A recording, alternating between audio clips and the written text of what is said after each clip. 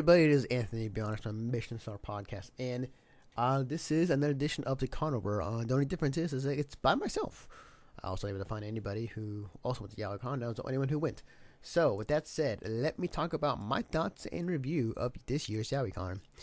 So, this is my second year going to YaoiCon. I've learned a few things from the first time going around, and the one thing I think really stood out to me, I think that really YaoiCon really nails through, are the main events. I think the main events are probably the best thing about YaoiCon. The bingo Bishonen game was really fun. I came close actually a few times to actually winning, so I'm not sure what I would have done if I was up there and won something and then like have a naked dude come up to the stage. The Bishonen auction was also very fun as well, which is another staple. And yeah, the main events were really fun to watch. So it was great. It was awesome. That part of it I really like. And after going this year, it kind of reconfirms my thoughts about YaoiCon in general. While there is definitely some great panels and special guests, specifically for the yaoi genre, there isn't much going on anything else.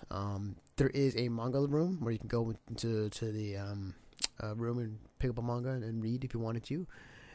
There is some great panels, as I said. Some I attended was yaoi in games, where they were talking about specific yaoi in video games, as well as when should we have more yaoi in other games as well. And I mean, just yaoi with transsexual and other issues within the game industry, which you can check out. Actually, it's up on our YouTube channel right now. But aside from that, I also went to the ask girls want to know, in quotation, ask gay guys anything. Which is basically just two gay guys who were in this panel, and they were taking in questions from the audience in terms of what exactly do you want to know about a homosexual's life? Like, what exactly is you want to know that you never were asked to, or never wanted to find out? And that was your chance. I went and checked it out, and it was a lot of fun. It's pretty funny. For sure, definitely their panel that you go check out. And then I checked out the. This one was recorded because at the request. That would not be recorded, but I checked out a panel that was talking about how exactly you turn, two guys kissing into a career, or potentially, writing books into a full-blown career. And it was cool. It was very interesting. A lot of it seemed very much, you write a book and then you kind of talk to an agent, or you go and join a group to kind of pursue having your stuff out there more. But it was interesting, to say the least. Outside of that, I checked out many of the rooms at YaoiCon. When I mean rooms, like, there's a much rooms to kind of check out. So the way it was set up is that, and then preference this to kind of back up. This was held at the Hyatt Regency Hotel, where it was last year's YaoiCon. So this year was no different. Same place, same hotel. There was basically a couple rooms that were being used for this convention. So there was the manga lounge, which I was talking about earlier.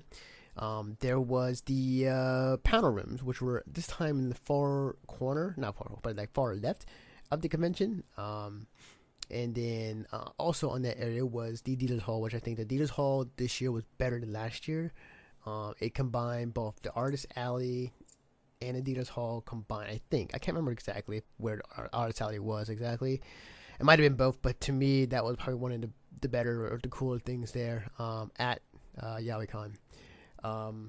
They had a video room. I'm not sure where exactly that was, but they were showing some videos certain time of day. And then they had a dealer's room. My bad. The dealer's room was kind of at the forefront of the convention. Like, when you get your badge, you turn around, and off to the right, you could definitely see the dealer's hall. You can go in and check out. The dealer's hall seemed pretty empty. There were some vendors there, but nothing too, not too many. And majority of people I've seen and that were buying anything were at the artist alley. They were buying lots of stuff, including myself, and I bought a ton of stuff. They're at the artist alley. So yeah, not much going on in the dealer's hall. Outside of that, I believe that was it when it comes to rooms. So yeah, it was basically manga lounge, video room, panel rooms, artist alley, dealer's hall, and you get the main events stage as well. But there was only during times of day when there was something going on. But majority of these events, the main events, were during the nighttime or evening time for that matter. So after experiencing this year's YaoiCon, the atmosphere around YaoiCon was like it felt like very friendly. People were having a good time. Everybody's having photo shoots, no shortage of that. It was that, and everybody was who wanted to see the special guests. Wanted to go see special guests, and yeah, that was what most girls did. And also to just a little tidbit information, the kind of the guy to the girl ratio at YaoiCon was like, I would say 60-40 girls over guys. I think I felt like there's a lot more there, for obvious reasons.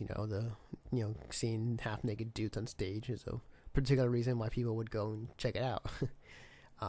And yeah, that was pretty much a YaoiCon. I mean, there were definitely some other panels I wanted to go check out, but didn't have time. For me, I attended both Friday and Saturday. And the hosts of the main events, I can't remember, slipped my mind, but they're really cool.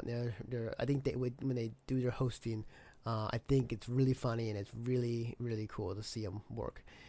This year's theme was more of a medieval theme, so anywhere between the registration desk were kind of different, medieval names.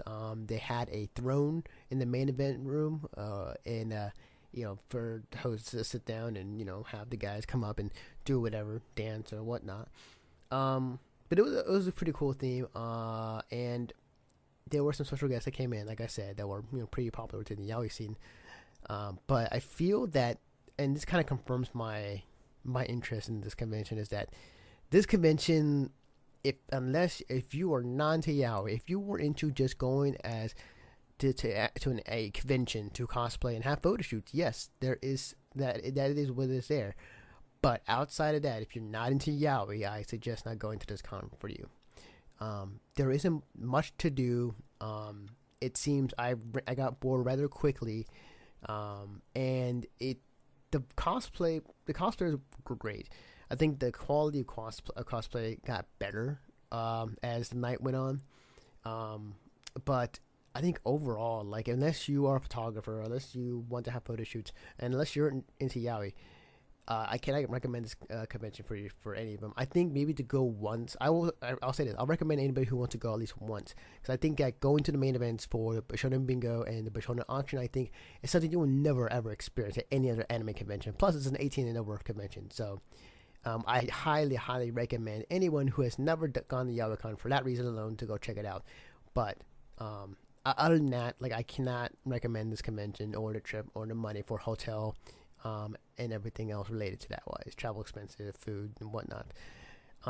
It's specifically for yaoi, and it's all what it is for. So that was kind of my experience. It was fine. I think I just got bored after day 2 and just left home afterwards. But yeah, it did not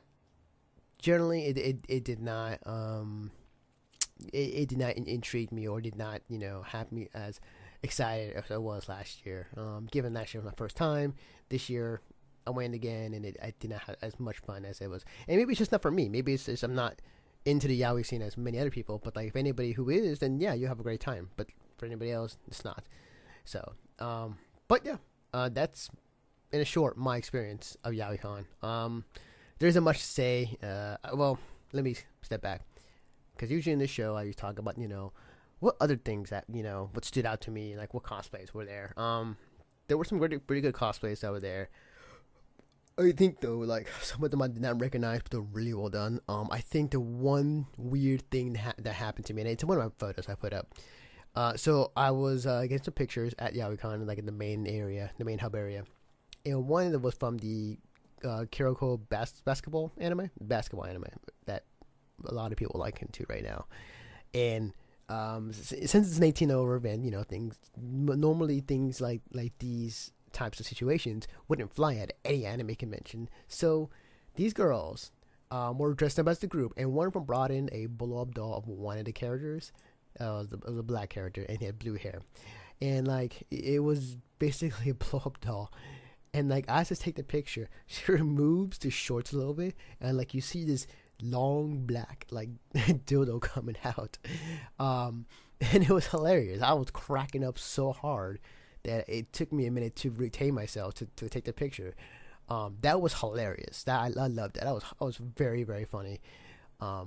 As far as like cosplays per se, I think my personal favorite, just because I'm a fan of the show right now, there were these two girls dressed up as a Rick and Morty, and as I was looking at them, as I was walking away, I was like looking at the corner of my eye, like no, and they're like yes.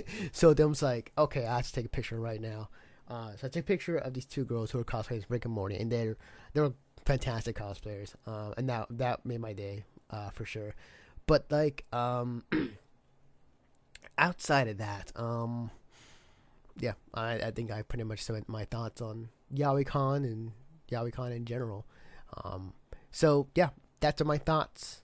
And yeah, you can definitely check out more YaoiCon footage on our site, both video and photos, on our site at missionstarpodcast.com. If you enjoy this podcast, even though it's very, very short, normally, it'll be longer, but I just went from MSP, so nobody really went with me. But yeah, if you enjoy this podcast, be sure to subscribe to us on iTunes and Stitcher. You can also find us on our website at missionstarpodcast.com, which you can also subscribe to our RSS feed through our podcast pages for the Conover. Sorry, I'm still getting over sickness, so I'm like rambling. But outside of that, the next convention or the Conover will be TwitchCon, which will be going up next week. But aside from that, we do have Comic-Con coming up. We have Archon. We are covering one of our people, MSP is covering Archon as well. And I think there are going to be like a few more we're covering, but it's winding down for the year. And definitely keeping us on tap. So we are, we're winding down. The convention center, the convention season, I think it's winding down, and one hell of a convention season it was. So with that, I will see you guys next time.